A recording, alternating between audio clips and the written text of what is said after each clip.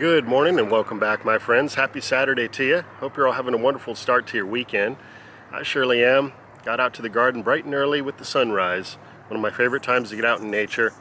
I like to typically go sit out by the pond with a cup of coffee and ease into the day, set my intention. And if you're into observing wildlife like birds, the morning time is the best time. Especially hummingbirds are very active. They love to go hang out by the pond, over by the fountain, take a quick shower, get a drink. So I just love starting my day over there.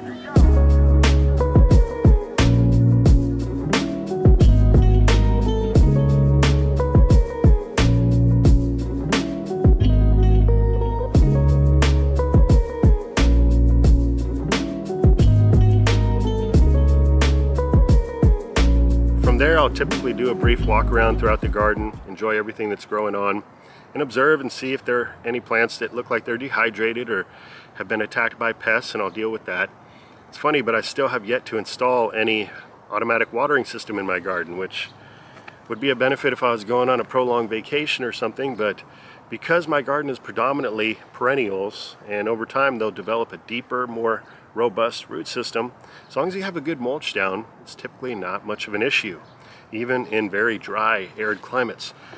Now, it is important with the newer installs, the annuals and such that I plug into the ground. They need more attention, so I do a bit of hand watering here and there. Like I said, if I notice a plant getting attacked by wood lice or earwigs or something like that, then I'll address that as well. But today was really nice because there's so much fruit that is now fully developed and ripe and delicious. So I just ate my breakfast straight out the garden, fast food on demand, if you will. Little here, little there, just grazing.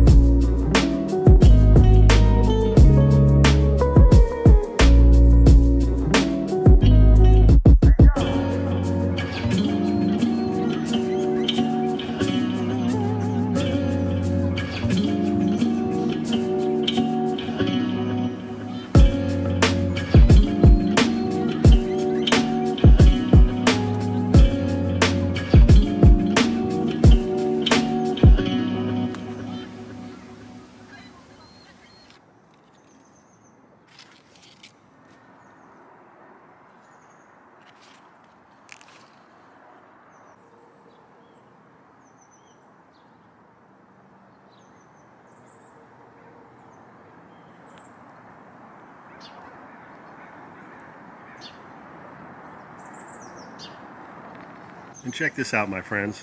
These silly chickens hopped up into my compost bin. I guess they decided this would make a better place to lay some eggs than their dedicated nesting boxes in the chicken run. I hear you. It looks like Bee's taking guard, and we've got Matilda behind her there. You know, sometimes you just got to let them do their thing. I don't want to bother them. They found a place they like. I'll just leave them there. They're not hurting anything. She didn't like me being around, but you know what? I think that'd make a great song.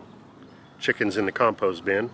Yes, we've got chickens in the compost bin. Chickens in the compost bin. Chickens in the compost bin. There's two. Yes, we got chickens in the compost bin, chickens in the compost bin, chickens in the compost bin, we do.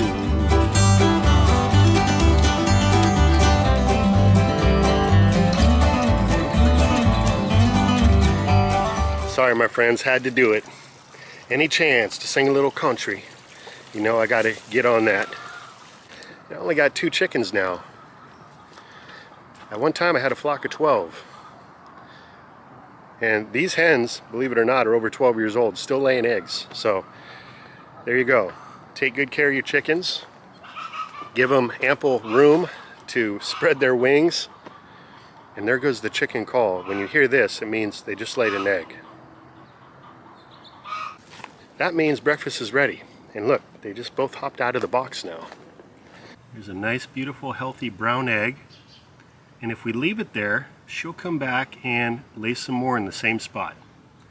Another technique, if you're new to chickens, is they make these fake ceramic eggs that are identical in color and shape, so you can take their fresh egg and replace it with a fake one. They can't tell the difference, so come back, keep laying in that same spot. Anyways, we'll leave that one for now. But if we were to cook that up for breakfast, I mean, it was just laid like 5 minutes ago.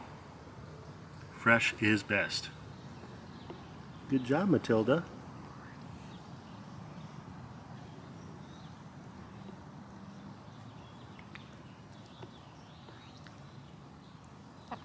Well, it's been a little while since I last created a video. And by the way, I got a new camera, some video editing software, so just trying to do my best to continually up my game and bring you guys quality content because I value your time so much. But really what's been going on is I've just been organizing and working in other areas of my life. The Lord put it on my heart quite some time ago to get organized, get clean, clear out any stagnant areas of my life and just make room for more godliness to come in. And you know, there's a saying I really like, which is cleanliness is next to godliness. And I've just been having that on repeat in my head on purpose because it really is a mantra that I think goes a long way. If you've ever been clean and organized throughout all your life, you know that feeling of just freedom. It's like you can breathe well. There's no heavy weight or burden to bear on your back as far as feeling like you got so much that you got to get done. So I'd encourage you, give it a try. Just if there's an area of your house, your garage, a back bedroom, any area that you could clean and get organized, get rid of some stuff, give it a go because I'm telling you, it really makes a positive difference. So anyways, I want to share with you guys a new seed starting technique, something that I gave a try the other day. It's actually working out really well. I can see myself doing this into the future for many reasons I'm going to discuss in a moment. Let me go take you over and show you how I recently started some Armenian cucumber seeds. So here we are. These are some Armenian cucumber seeds that I simply sprinkled into some everyday play sand. And these are actually seeds that I collected straight out of the garden back in 2015, so 6 years ago. And I wasn't sure what the germination rate might be, so I thought, hey, I'll just throw these in some sand real quick, make quick work out of it, and see what comes up. And sure enough, we got about, I don't know, maybe 25 to 30% germination. I'm happy with that.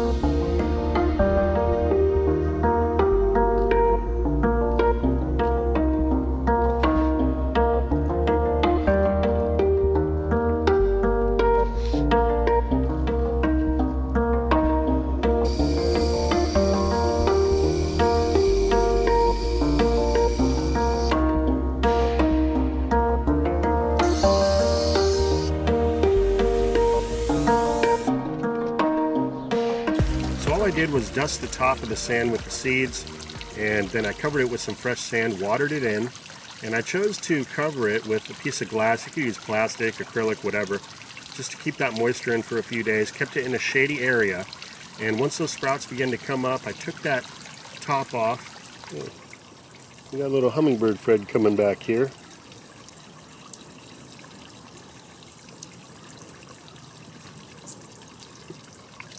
How cool was that?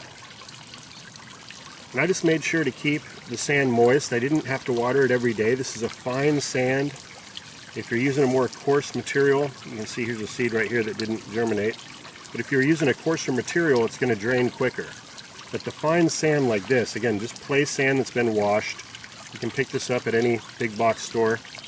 And once the seeds begin to sprout and pop up above the surface, I took the cover off and placed it in more dappled sun and allowed them to grow out, and watered usually about every other day. Sometimes every day. We had a couple hot days.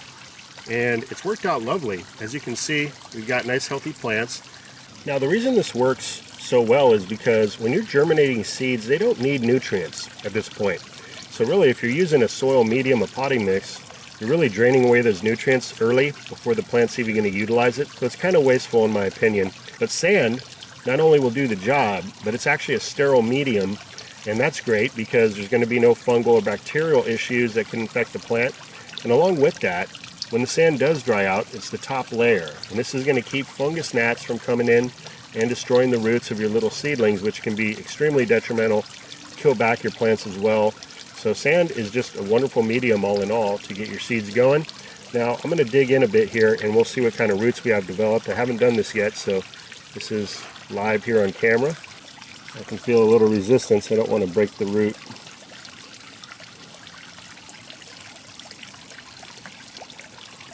So you can see these little thread hairs here. For me, I would just plant this directly in the ground as is. I wouldn't disturb it any more than this. So you just dig it up like that and plant it in the ground, and you're good to go. So that's exactly what I'm going to do with these here. I'm actually going to wait until later in the day to do this. But there you have it. There's the roots. Very healthy. Love the Armenian cucumber. If you've never grown it before, you got to give it a try. It's actually in the muskmelon family, but it tastes just like a cucumber. They're huge, watery, great for juices, great for salads.